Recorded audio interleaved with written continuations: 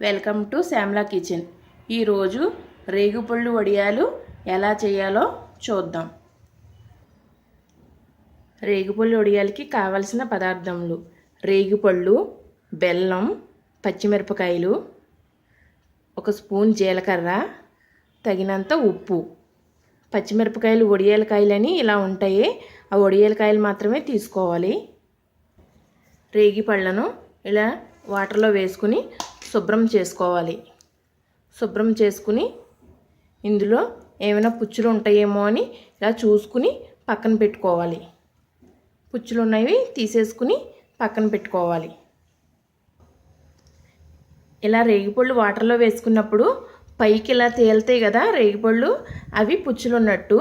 కిందకు ఉండిపోయినవి మంచివి, కానీ అన్నీ చెక్ చేసుకోవాలి. ఫస్ట్ ఈ తేలిని తీసేసుకుని చెక్ చేసుకున్న తర్వాత అవి చెక్ చేసుకుని పెట్టుకోవాలి పక్కన. రేగిపళ్ళని ఇలా తీసుకుని పెట్టుకోవాలి. ప్రతి కాయ ఇలా చెక్ చేసుకుని మనం పక్కన పెట్టుకోవాలి. మనం రేగిపళ్ళు ఎంచుకునేటప్పుడు కొంచెం పుల్లగా ఉండేవి, తీయగా ఉండేవి తీసుకోవాలి. వగరకాయలు అవి వేసుకుంటే వడియాలు బాగోవు.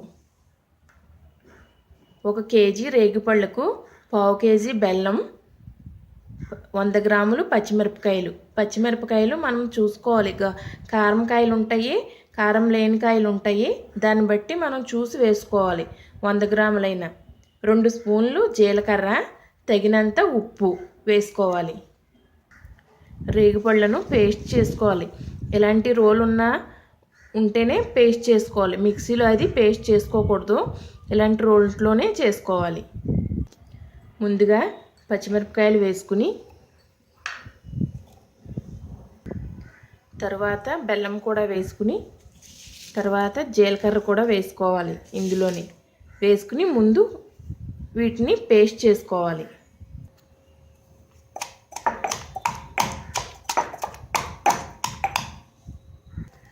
ఈ విధంగా పేస్ట్ చేసుకోవాలి. ఈ విధంగా ఉండాలి.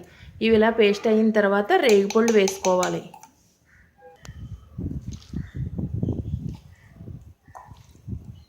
ఇలా రేగిపళ్ళు వేసుకోవాలి. పల్లెటూరులో అయితే పెద్ద పెద్ద రోల్స్ రోకలి ఉంటాయి, వాటితో అయితే బాగా వస్తాయి. ఇలా రేగిపళ్ళన్నీ వేసుకుని వీటిని కూడా ఇలా కుమ్ముకుంటూ ఉండాలి. జాగ్రత్తగా కుమ్మాలి. రేగిపళ్ళు గింజ మాత్రం ముక్కలు అవ్వకూడదు, జాగ్రత్తగా ఉండాలి. అన్నీ ముక్కలు అవ్వకూడదు, ఏదో కొద్ది కొద్దిగా ఎక్కడైనా అవ్వచ్చు, కానీ అన్నీ ముక్కలు అవ్వకుండా చూసుకోవాలి. గట్టిగా ప్రెస్ చేయకూడదు. ఇందులోనే ఉప్పు కూడా వేసుకుని తొక్కుకుంటూ ఉండాలి. ఈ విధంగా జాగ్రత్తగా ఇలా కుమ్ముకుంటూ గరిటతో తోచుకుంటూ చేసుకోవాలి. జస్ట్ ఇలాగే అనాలి. ఎక్కువ ప్రెస్ చేస్తే మళ్ళీ గింజలు పగిలిపోతాయి. చూసారండి, ఇలా కుమ్ముకోవాలి. ఇలా గింజలు ముక్కలు అవ్వకుండా ఇలా పేస్ట్ అయ్యేలాగా చూసుకోవాలి. ఇలా ఉంటుంది రేగిపళ్ళు. ఇలా చేసుకుంటే మనం ఇలా ఉన్నప్పుడే ఉప్పు బెల్లం సరిపోయినాయో లేదో చూసుకోవాలి. కారం సరిపోతే మనం కావలసినంత వేసుకోవచ్చు దీంట్లో. ఇలా ఉన్నప్పుడే చూసుకోవాలి మనం. ఇప్పుడు ఈ రేగిపళ్ళు తొక్కుని ఒక గిన్నెలో వేసుకుని ఒక బౌల్లోకి తీసుకోవాలి. ఈ విధంగా ఒక బౌల్లోకి తీసుకోవాలి. ఇలా చేసిన రేగిపళ్ళు తొక్కుని మనం ఇలాంటి కవర్ తీసుకోవాలి. ఇలాంటి ప్లాస్టిక్ కవర్ తీసుకుని ఇలా సమానంగా ఉండేలాగా చేసుకోవాలి. చేసుకుని రేగిపళ్ళు తొక్కుని ఇలా వేసుకుని ఫస్ట్ రోజు ఇలా సరి చేసుకుని ఎండలో పెట్టుకోవాలి. ఇలా సరి చేసుకుని ఎండలో ఉంచుకోవాలి. ఇలా సమానంగా చేసుకుని ఇలా ఎండలో పెట్టుకోవాలి ఫస్ట్ రోజు. అప్పుడు కొద్దిగా చిక్కగా ఉంటుంది. చిక్కగా అయిన తర్వాత మనం వడియాల్లాగా ఎండలో పెట్టుకోవాలి. మళ్ళీ మరుసటి రోజు ఇలాగా ఒక గిన్నెలోకి తీసేసుకుని ఇదంతా రేగిపళ్ళు పచ్చడి అంతా తీసుకుని ఇలా వాటర్ తడి చేసుకుని ఇలా కొద్దిగా తీసుకుని ఇలా వడియాల్లాగా పెట్టుకోవాలి. ఇలా ఇలా వరుసగా ఒకదాని తర్వాత ఒకటి వడియాల్లాగా పెట్టుకుంటూ ఉండాలి. ఎండలోనే పెట్టుకోవాలి. ఈ విధంగా అన్నీ ఇలాగా వడియాల్లాగా పెట్టుకోవాలి. ఇలా లైన్గా పెట్టుకోవాలన్నమాట.